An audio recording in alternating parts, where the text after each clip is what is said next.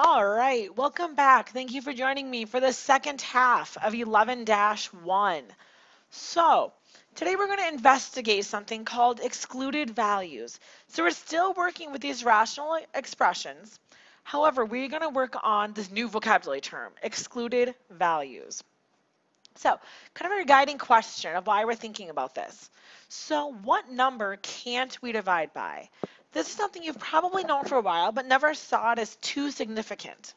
However, if you recall, you cannot divide by the number 0.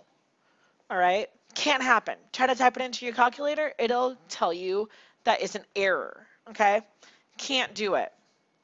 Now, the reason that it can't do that is because there's an infinite number of zeros in any number. Okay?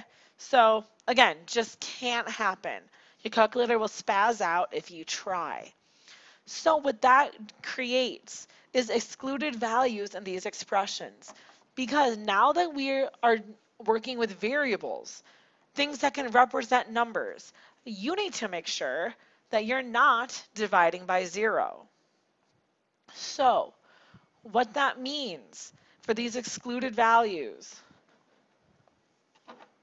is you take that 6x, you take that denominator, and we're going to say we cannot let that equal 0, okay? Our denominator cannot equal 0. Well, what does that mean for our variable? Well, now, once we get that set up, we're going to solve for our variable. So divide both sides by 6. So that means we have an excluded value that x can't be 0.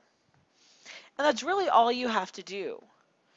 Okay, so again, set the denominator equal to 0, and then say, all right, I need to solve this now. So, in number 2, again, we take our denominator. When we're looking for excluded values, that's all that we're really concerned with. So, 14x squared minus 16x. We're going to say we can't let that equal 0. Well, now this is where chapter 9 comes in a little bit handy, because in order to solve this, this is a quadratic expression. We learned how to solve this last chapter.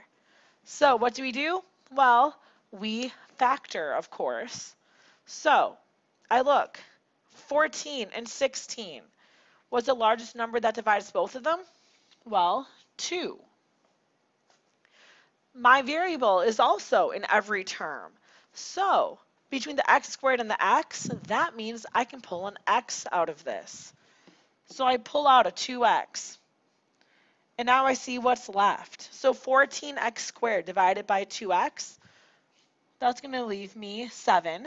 And then x squared, pulling an x out, leaves me one of those x's.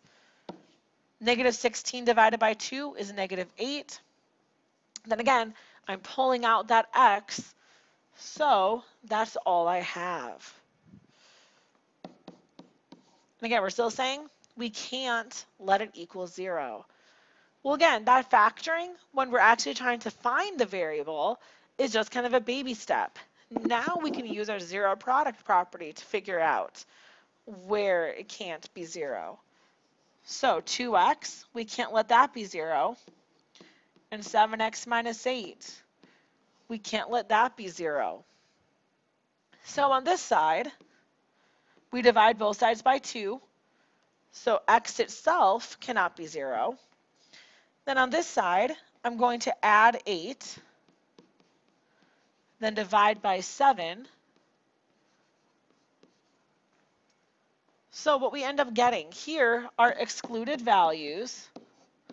Our x can't be 0, x can't be 8/7.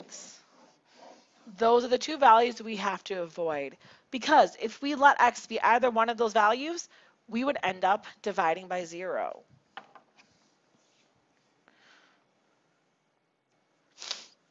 So looking at number 3. Number 3, again, we take our denominator. We say x minus 5. We cannot let that be 0. So what does that mean?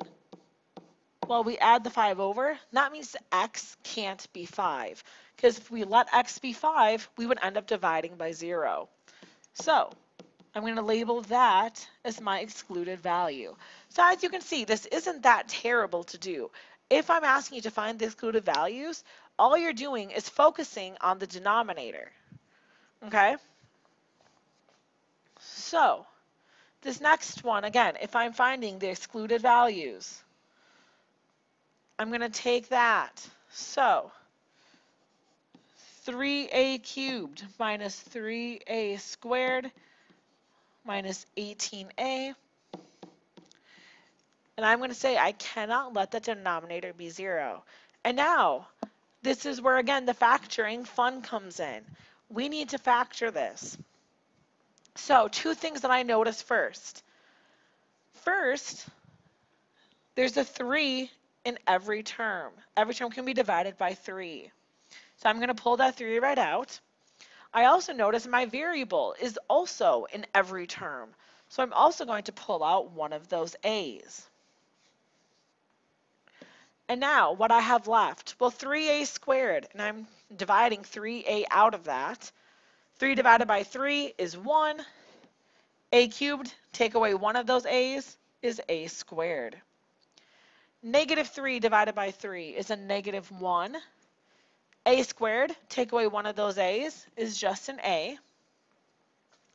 18 divided by 3 is negative 6.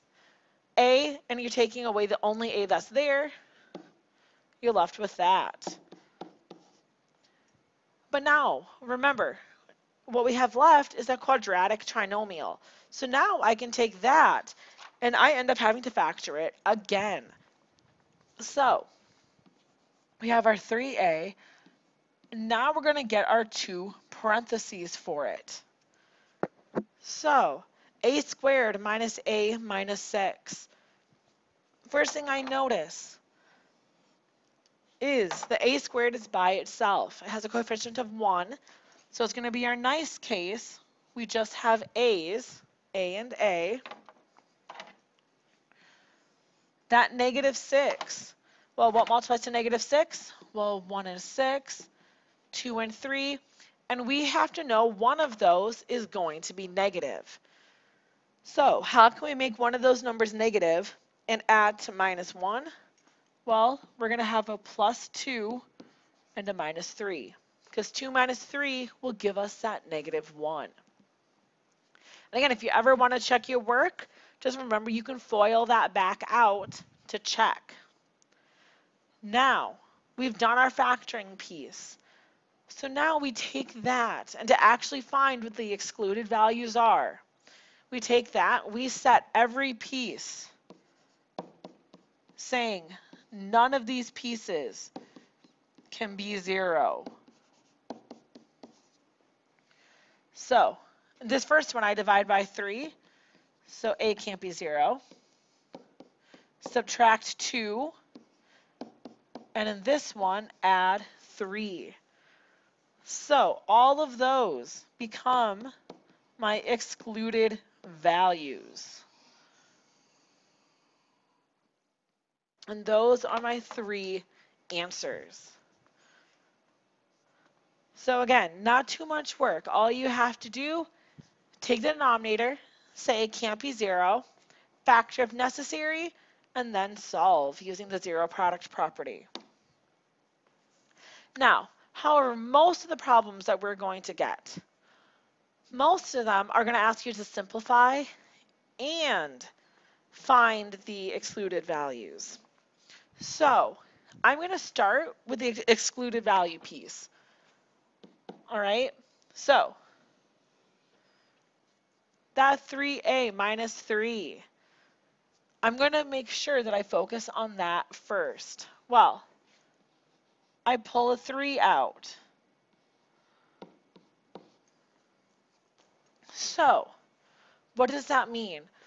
Well, that means 3 times a minus 1 can't be 0. Okay? So I'm going to divide that 3 off because if I divide that 3 off from both sides, well, 0 divided by 3 is just 0. So really, all I have left is that when I divide the 3. So my excluded value here, when I add the 1 over, is A cannot be 1. All right? So my recommendation, always start with the excluded value. Start with the denominator piece, now move to the numerator. So the numerator, it is a quadratic trinomial. So that means we're going to be getting our 2 parentheses. Notice it's our nice case again. That coefficient is 1, so we're just getting A and A. We need 2 things that multiply to 2 and add to negative 3. Well, how can we multiply to a positive yet add to a negative? By having 2 negative numbers. All right? So, last piece, once you factor the top and the bottom, now I'm going to cancel any expression that's the same. So I'm going to cancel that a minus 1 on the top and the bottom. So on top, I have a minus 2 left, and I have a 3 left on the bottom. So those are my 2 solutions, all right?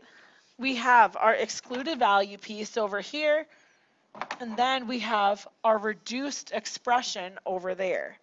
When it asks you for both, that means you are getting 2 answers, all right? So let's jump down into our last example. So again, the first piece I'm going to focus on is the denominator. So it's a quadratic trinomial, so I know I'm going to be getting my 2 parentheses. X and x will give me that x squared. So this is going to be one of our nice cases. So 2 things that multiply to negative 6 and add to 1. Well, again, to multiply to be a negative 6, one of those numbers is going to be negative. To result in a positive 1, we're going to have a minus 2 and a plus 3. And again, before I go any further, I'm going to find that those excluded values. So I'm going to take that denominator, and I'm going to say I cannot let it equal 0. So in this case, we have 2 things multiplying. So just like back in chapter 9, we're going to use our zero product property. So I get my 2 excluded values. I add the 2 over, so x can't be 2. Subtract the 3, x can't be negative 3. So that's going to be my first piece of the solution, the excluded value piece. Now I'm going to finish factoring and cancel anything that's the same top and bottom. So now I'm going to look at the numerator, the 4x minus 8. Not a quadratic trinomial, so it's not going to turn into the 2 parentheses. All I can do is factor out a greatest common factor of 4. And when I do, 4x divided by 4 just leaves me x. Negative 8 divided by 4 leaves me a negative 2. And now I cancel any term that is the same top and bottom. So the x minus 2, I cancel off. So I'm left with 4 and x plus 3. So that's going to be my reduced rational expression. All right, so looking at a little summary here to recap what's happening. First, factor. Next, find the values to make the denominator 0. Those are your excluded values, and then cancel any common factors between the numerator and the denominator. So again, thank you so much for joining me. Please make sure you have all of these written down, and then we will continue with our practice work in class.